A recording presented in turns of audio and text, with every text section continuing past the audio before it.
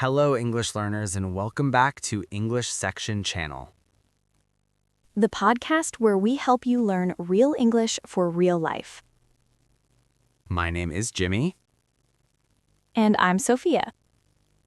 and today we're talking about something everyone thinks about every single day. Money. That's right, money, finances, and how to talk about them in English. Don't worry, this lesson is simple, practical, and perfect for everyday conversations. We'll cover all the important words, expressions, and even some tips to handle money better. And we'll share real-life examples so you can understand English in context. Money is not just about numbers, it's about choices, priorities, and even emotions. Many people feel stressed, happy, or even proud depending on their money situation. Sophia, let me ask you something. Okay, go ahead. Are you good with money? I try to be, but honestly, it's not always easy. So you don't have unlimited money? I wish. No, definitely not. Would you say you're rich? Not even close. So are you broke? Yes, I'm broke. Same here. Looks like we're perfect hosts for today's lesson.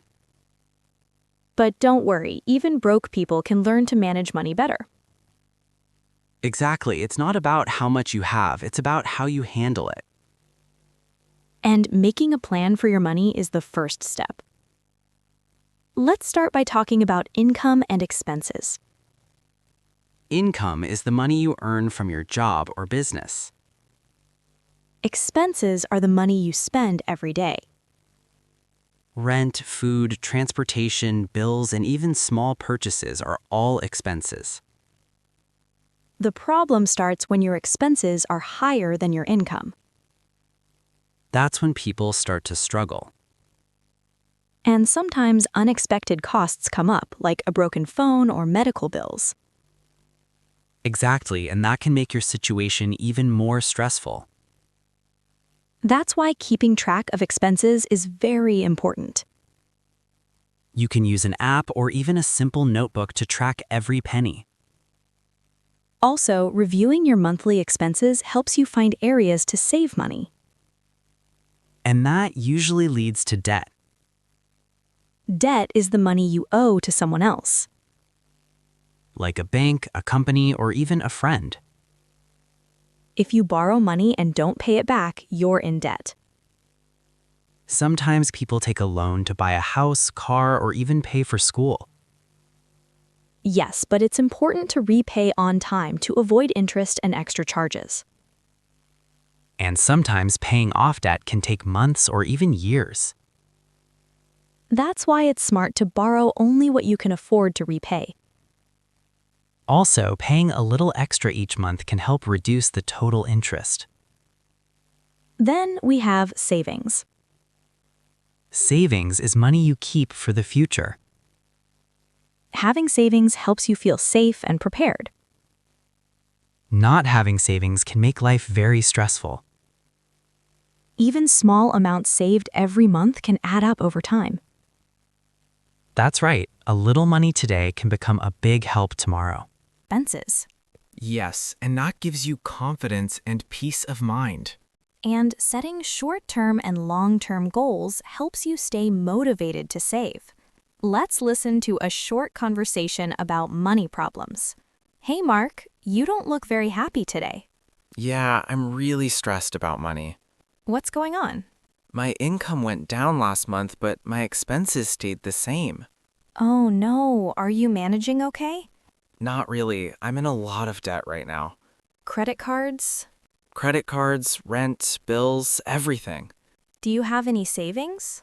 I had some, but I used all my savings already. I'm sorry to hear that. Being broke is really hard. It really is, and on top of all that, my car broke down yesterday. Wow, that must have hit you hard. Yeah, it feels like everything is happening at the same time. And sometimes we forget that mental health is connected to money stress. Absolutely. Feeling anxious or worried about money is very common. Talking to someone you trust can help reduce money stress. Also, planning ahead and setting goals can make a big difference. And learning new expressions about money makes conversations easier. Yes, because English has many phrases that describe money situations naturally. Speaking of phrases, Jimmy, have you ever heard the term budgeting? Of course, budgeting is like a map for your money. Exactly. It's a plan that shows how much money you expect to receive and how you will spend it. Many people think budgeting is boring, but it's actually very empowering. I agree. When you budget, you are telling your money where to go instead of wondering where it went. That's a great way to put it. Let's look at some words related to smart spending. First, we have needs versus wants. Needs are things you must have to survive, like water, food, and a place to live. And wants are things that are nice to have but not necessary, like a new video game or eating at a fancy restaurant. Understanding the difference can save you a lot of money. Another word is bargain. A bargain is something bought at a lower price than its true value. I love finding bargains. It feels like winning a small prize. Me too. And when you compare prices at different stores, we call that comparison shopping. Now, let's talk about something more advanced, investing.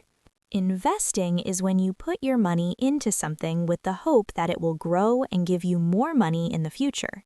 Like buying stocks, gold, or even starting a small business. Yes, but investing always involves some risk.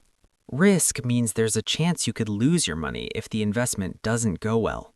That's why people say, don't put all your eggs in one basket. That's a classic idiom. It means you should diversify and not risk everything on one single thing. Let's listen to another scene. This time, Jimmy is at the bank talking to a clerk. Good morning. I'd like to open a savings account, please. Certainly, we can help you with that. Do you also want a checking account for daily expenses? Yes, that would be helpful. What is the interest rate on the savings account? Currently, it's 2% per year. Okay, and are there any monthly fees? If you keep a minimum balance of $500, there are no fees. That sounds fair. Can I also apply for a debit card? Of course, you can use it at any ATM to withdraw cash.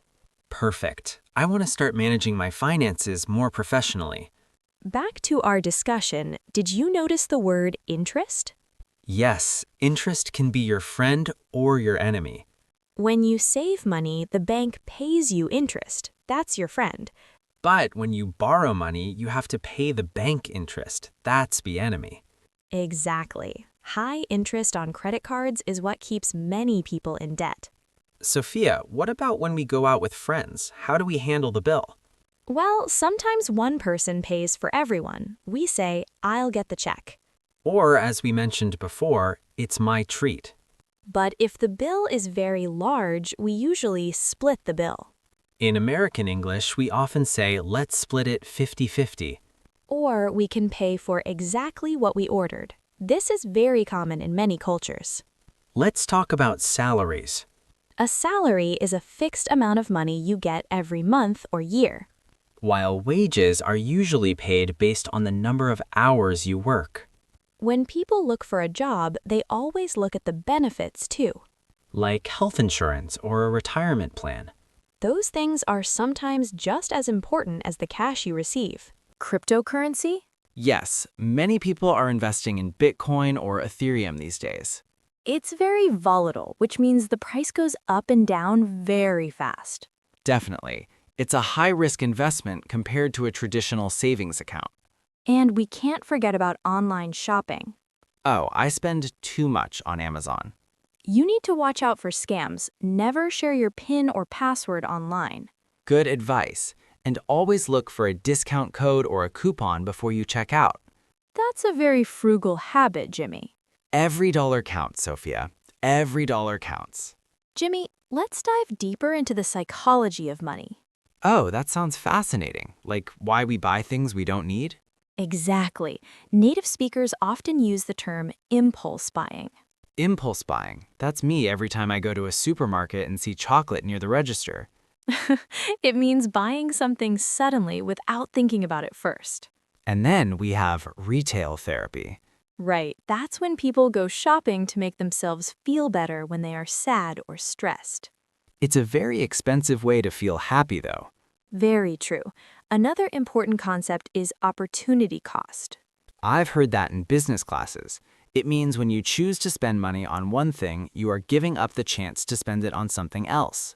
Exactly. If you spend $50 on a fancy dinner, the opportunity cost is that you can't put that $50 into your savings. That makes a lot of sense. Let's talk about being rich versus being wealthy. Is there a difference?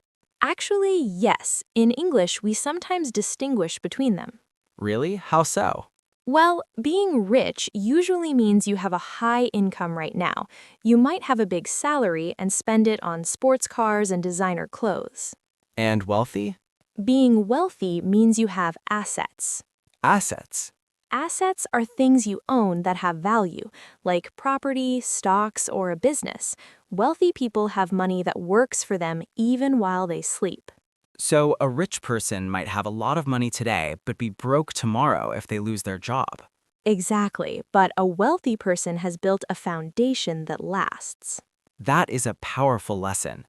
Let's look at some idioms about money.